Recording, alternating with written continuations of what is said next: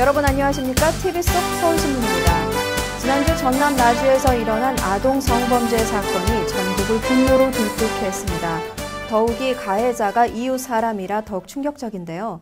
이런 일이 있을 때마다 정부와 경찰은 근절 대책을 내놓는데 효과는 글쎄요, 더 잔혹한 범죄가 일어나는 걸 보면 그 실효성에 의문을 가질 수밖에 없습니다.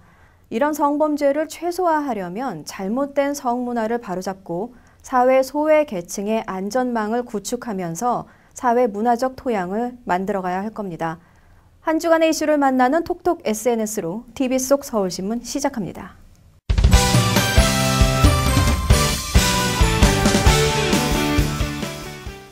안녕하십니까. SNS에 나타난 목소리를 통해 한 주일 동안 뉴스의 흐름을 짚어보는 톡톡 SNS입니다.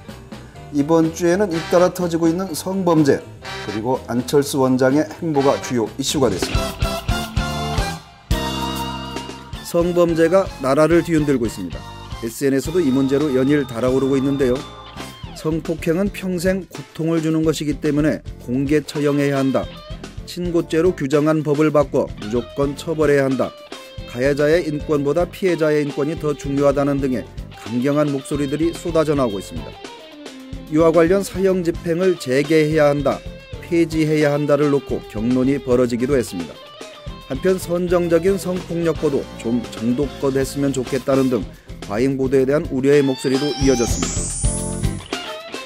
안철수 서울대 융합과학대학원장의 행보도 여전히 초미의 관심사가 되고 있습니다.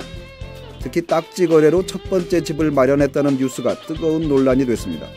학생 신분으로 불법인 딱지 구입, 양도 증여세는 냈을까요?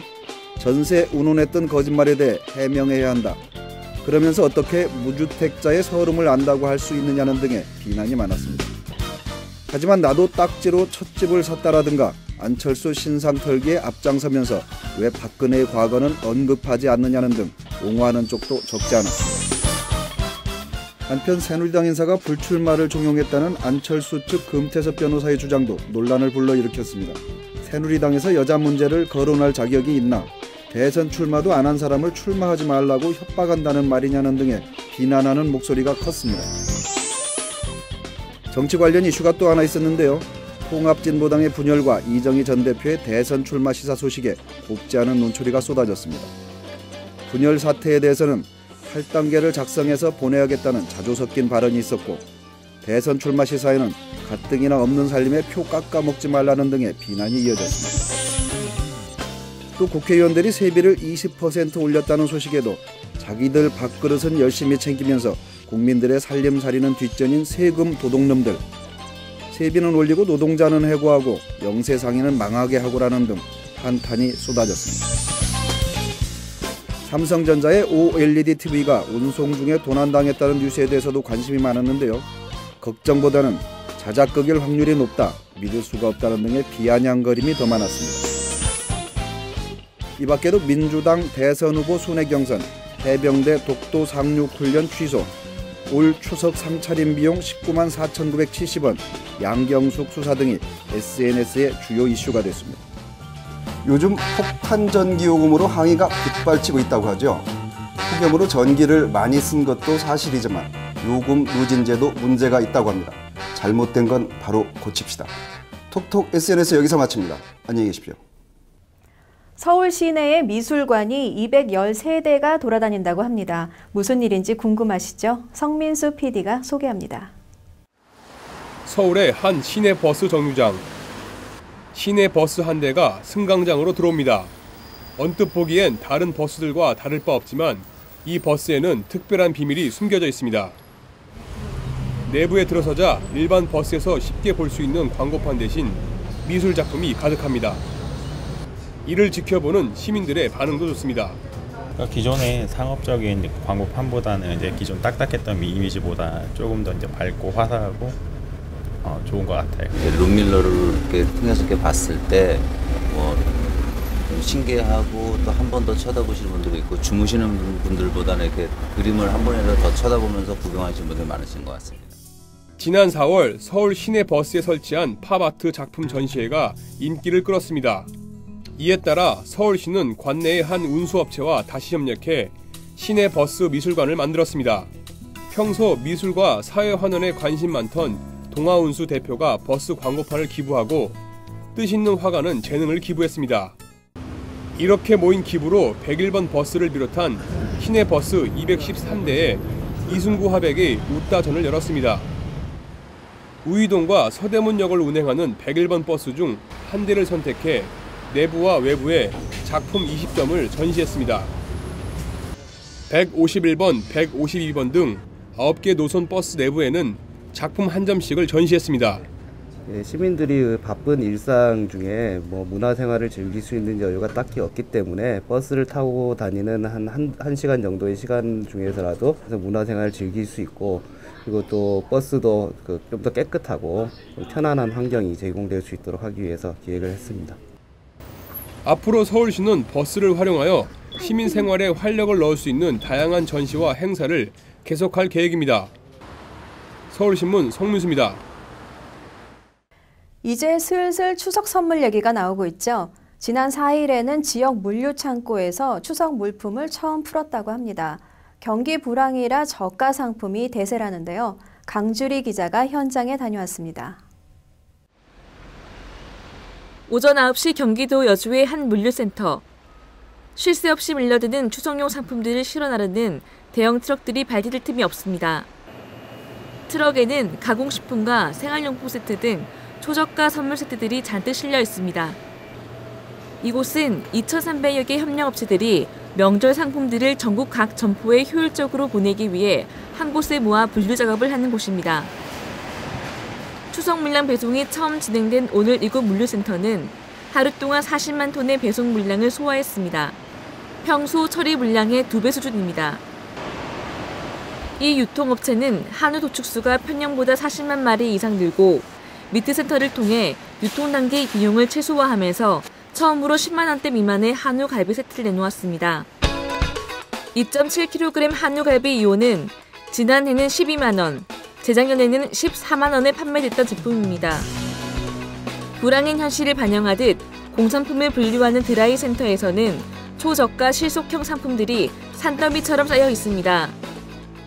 올해는 태풍과 기타 자연재해로 인한 농산물 작황이 안 좋아 전년 대비 공산품 세트가 20% 증가되었으며 1, 2만 원대 실속형 저가 세트가 주를 이루고 있습니다. 가공식품과 생활용품 세트의 물량은 지난해보다 10에서 20% 정도 늘었습니다. 그러나 폭염과 태풍 피해로 인해 농수산물 제품 가격은 인상이 불가피할 전망입니다. 주요 산지의 60%가 낙과 피해를 입은 배의 경우 전년 대비 가격이 20%, 폭염으로 인한 수온 상승으로 어획량이 줄어든 갈치는 40% 이상 가격이 오를 예정입니다. 갈치 같은 경우에는 지금 태풍이 지나고 나서 지금 첫 출하가 되고 있는 상황이고요. 첫 출하다 보니까 가격이 좀 상승을 해갖고. 이에 따라 이 유통업체는 4만 원대 자린고비 굴비 세트와 3만 원대 이하의 김 세트 등의 물량을 20%가량 늘려 소비자들의 수요를 충족시키겠다는 계획입니다. 서울신문 강주리입니다. 공처가부터 침향까지 40여 년간 영화 109편을 연출한 감독이 있습니다. 소설을 영화화한 문예 영화의 대부라고 불리는 김수용 감독인데요. 그의 작품 세계를 볼 수 있는 전시회가 열리고 있다고 합니다. 박홍규 PD가 전합니다. 1960년대 한국 영화 전성기를 이끌었던 김수용 감독의 예술 세계를 감상해 볼 수 있는 전시회가 4일부터 서울 중구문화원 예문갤러리에서 열리고 있습니다. 2012 청계천 예술제의 첫 번째 기획 전시로 열리는 이번 행사는 김수용 감독이 연출한 작품을 모은 자료들과 영상 하이라이트 등으로 진행됩니다. 우리도 이렇게 눈물겨운 투쟁을 해서 한국 영화를 지켜왔다라는 보여주고 싶어서 내가 가지고 있는 모든 재료를 내놓고 전시회를 하게 됐습니다. 용처럼 항상 힘차고 활기차게 어떤 작업을 해오셨어요. 그래서 이거를 상징적으로 아이콘화 시켰죠. 그게 제 심볼이라고 할 수 있겠습니다. 김수용 감독은 1958년 데뷔작 공처가로 충무로에 입성한 후 1999년 침향까지 40년이 넘는 영화 인생 동안 저 하늘에도 슬픔이, 갯마을, 도시로 간 처녀 등 무려 109편의 영화를 연출했습니다. 김동리 선생의 원작 까치소리라는 영화 촬영 현장이에요. 이 사람 누구예요? 난가요? 내가 이렇게 생겼나? 111편을 만든 고영남 감독과 더불어 한국 영화사에서 가장 많은 작품을 연출한 다작 감독이자 신상옥, 유현목 감독과 함께 60년대 한국 영화의 전성기를 이끌었던 감독이기도 합니다. 이번 전시회에서는 김수용 감독이 만든 작품 중 희귀 포스터 30여 점, 그가 애지중지하는 감독 의자, 1950년부터 현재까지 쓰고 있는 일기장 30여 권도 전시됩니다.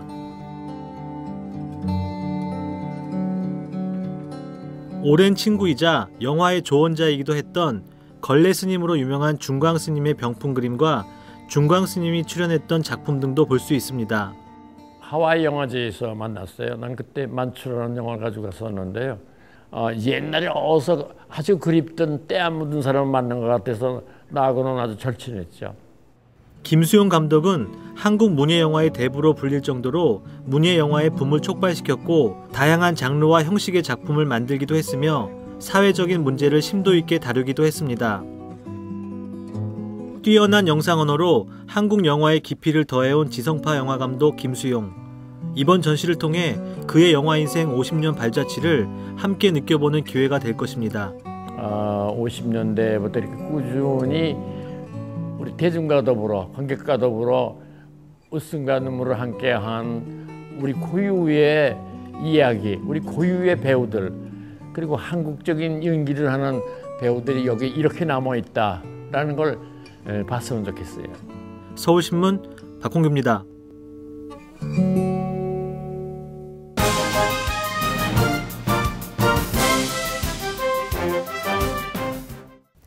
지자체장 릴레이 인터뷰. 오늘은 신현희 서울 강남구청장을 만났습니다.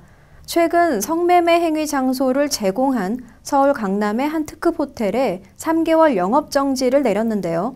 건전하고 깨끗한 도시를 만들겠다는 의지라고 합니다. 신 구청장의 이야기 들어보시죠.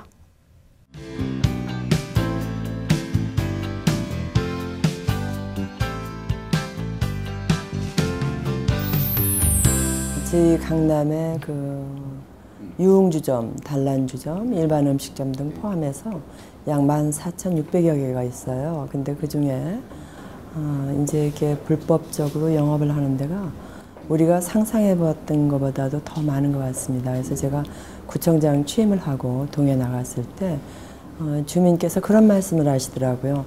밤에 도대체 시끄러워서 잠을 잘 수가 없다. 술 취해서 고성방가를 하지 않나. 정말 어린아이하고 밖에 나가기조차 어렵다. 이런 말씀을 하셔서 저는 주택가인데 왜 그럴까 하고 의아했어요. 그런데 말씀드린 유흥주점과 단란주점은 우리가 상업지구에만 그 영업 허가가 나갑니다. 근데 일반 음식점은 주택가에도 신고만 하면 영업을 할 수가 있어요.